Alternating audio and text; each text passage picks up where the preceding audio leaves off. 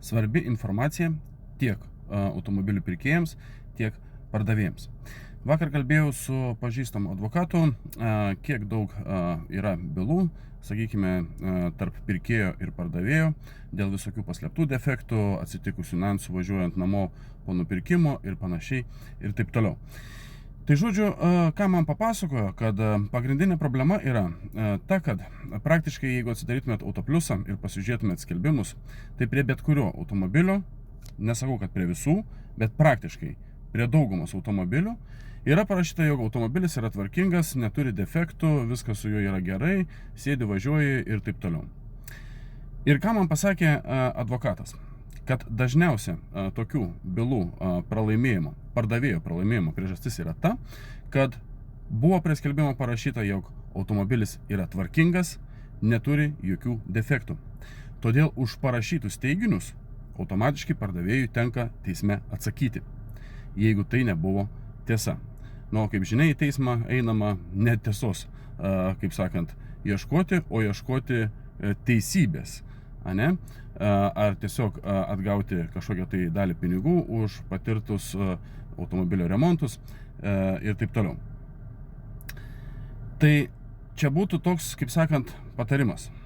Pradėkit pagaliau rašyti normaliai skelbimo aprašymus. Jeigu tiesiog parduodat automobilį, nežinote tikros jo būklės, tai nerašykite, kad automobilis yra pilnai tvarkingas. Prie ne vieno skelbimo yra parašyta, jog automobilio būklė ideali. Automobiliui 10 metų, jis pravažiavęs kaip pavyzdys 260 000 kilometrų ir rašoma, jog automobilio būklė ideali, automobilio būklė kaip naujo. Nebūna 10 metų automobilis kaip naujas ar idealios būklės. Taip pat klaida yra tokia, kad, pavyzdžiui, perkat automobilį ir parašo jums pirkimo pardavimo sutartyje, kaip pavyzdys, variklio defektas. Tai toks parašymas čia teisme nieko nereiškia. Todėl, kad nėra sukonkretinama, koks tas būtent variklio defektas. O jeigu būtų parašyta konkrečiai, kad, tarkim, variklio galvos defektas, ten, nežinau, variklio purkštukų defektas, tada viskas tvarkoja. Pirkėjas, vadinasi, buvo informuotas pirkimo metu tvarkingai. Ir čia jau automatiškai tokia, kaip sakant, bylą laimėtų pats pardavėjas.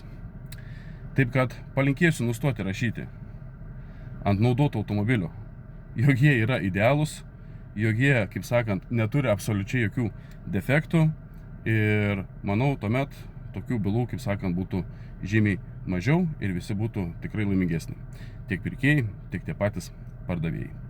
Ačiū už dėmesį, gražaus likusio sekmadienio ir susimatysime rytoj greičiausiai, ką nors iš patikrų, galbūt įdomaus rasiu, pamatysiu, kaip sakant, ir pasidalinsiu su jumis.